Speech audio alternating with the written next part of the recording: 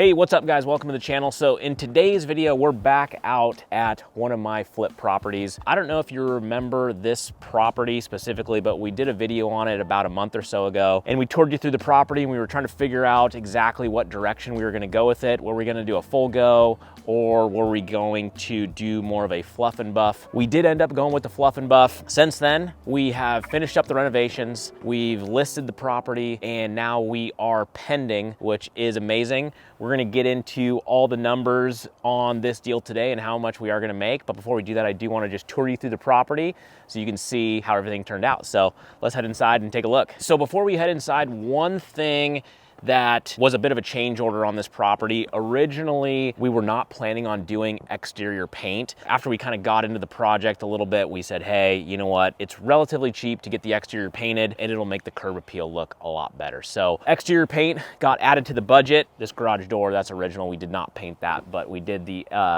body color of the paint. And then if you remember originally, there was a kind of a ramp that was built up and over the stairs. So we had to demo that out. And then we also did have to rebuild this little front deck right here and put up a railing because there was no railing, and that is a bit of a code violation. So we had to take care of that. All right, so as you can see, we're in the house now. Everything is looking phenomenal. The original budget, like I mentioned, we were planning on doing all new floors, which we've done, paint, walls, ceilings, and trim. And then also we did new doors and trim throughout, because by the time we put in this LVP flooring, we needed to do new base trim. It wasn't too much extra to just trim out the whole house. This place does have a bit of a funky floor plan. As you can see, this is the main living room and it's really separated from the rest of the house. The kitchen is through here. There's no way we could really overcome that, but what we did do is stage it really nicely. As you can see here, staging can really go a long way. With proper staging, we can outshine some functional obsolescence of the property. So let's head into the kitchen and I wanna show you what we did in here. This is basically the original kitchen. We were able to save a ton of money by keeping the original casework here. They look great, right? We painted them, we put some nice hardware on them, and they actually turned out pretty dang good. And we kept the overall layout of the kitchen. We didn't have to change anything. We did do new countertops. Like I was mentioning previously, we chose the strategy of doing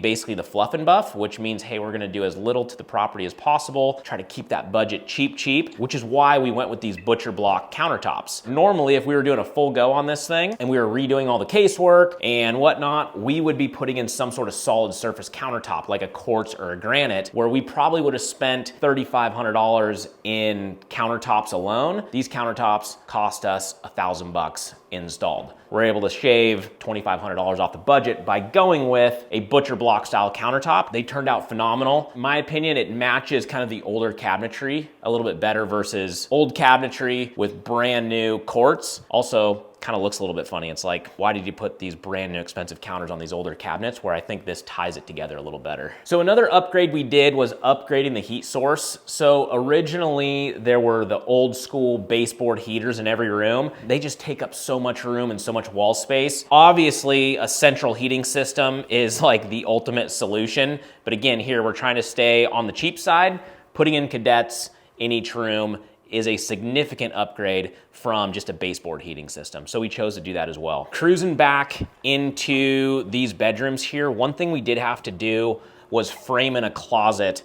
I don't know if you remember this room, but it's very funky shape, right? Like this is the back of the fireplace right here. So the room kind of jets out. We have this extra weird nook over here. So we actually framed this in here. The room size, still very small, but at least now it has a functioning full-size closet. So one area we were able to save a lot of money on this property was by saving the windows. Originally, we were planning on saving the windows, and thankfully we were able to stick with that plan. These are older, original aluminum windows. They don't look the best, but they are still functioning, and there's not a bunch of blown seals. Like, all the glass is intact. When we get to the numbers on this thing, you'll see the activity we had on this spoke for itself, and we made the right decision on keeping those windows. so that was a good thing. So one of the larger change orders that we did end up making was in the bathroom. Originally, we were planning on doing nothing to the bathroom. And again, it was like one of those things that we made a change order towards the end because we're looking around and we're going, oh my gosh, this house is looking great. Once we got all the new flooring in here, doors, trim, the new countertops, we were just like, man, the bathroom at that point just stuck out like a sore thumb. So we did make a change order to redo the bathroom. So we did a new vanity here, but this is a vanity you can just get right off the Home Depot shelf, pretty basic. New toilet, as you can see, we did run the LVP into the bathroom. New tub, but we were able to keep the shower surround. Keeping the shower surround saved us probably $1,000 to $1,500. This is a little bit of a tip here. You can refinish these shower surrounds. So this originally was very yellowed. Our contractors were able to come in and put basically a bathtub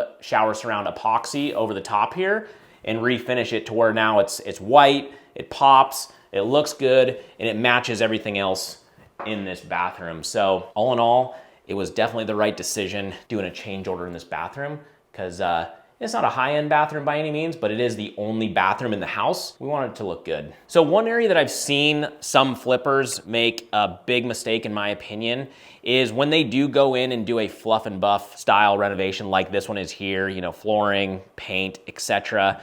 They don't spend the extra little amount of dollars to do new plugs and switches throughout. And when I say plugs and switches, I'm talking about light switches here. So upgrading the light switches to a paddle style light switch. Same thing, just putting in all new outlets and face plates, cover plates for the outlets. Two reasons there. A paddle switch is a more upgraded look, and this is called a Decora style plug. It's just a more modern look to it. The other reason is most of the time these are yellowed. So by the time you put new, fresh white paint or whatever color you're going with, and then you have like a yellowed plug or switch, it just doesn't mesh. So plugs and switches are a cheap upgrade, and we pretty much do them on every house, regardless of the scope. So keep that in mind. All right, so let's get into the numbers on this deal. So our original ARV is we were hoping to list this thing for $399,000 once we did what you just saw to the property here. Now, like I mentioned, we did do a few change orders. The bathroom we changed ordered, the exterior paint, which we weren't planning on doing as well. When we went to list the property, we basically redid the market analysis, and we saw that the properties that were for sale in the area, the next lowest price was like $475,000. So instead of going at $399,000, we decided to push that up a bit, still be the cheapest price in the neighborhood. Instead of going at $399,000, we went to the market at $425,000. We bought this property for $330,000. Our original repair budget was $15,000. Like I mentioned, I just walked you through a few of the change orders that took place. So our final repair number came in at just under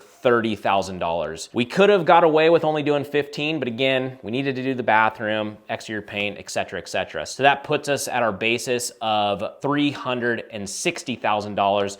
And like I mentioned, we just listed the property for $425,000, and we got 2 offers at asking, and we're now pending. A $65,000 gross profit on this deal, and it's gonna turn out really nice for us. So guys, if you like this project, you like seeing the before and afters, we get a ton of different deals like this, different strategies that we utilize to capitalize most on each deal. If you wanna learn more about that, click that subscribe button, and we'll see you on the next one. All right, see ya.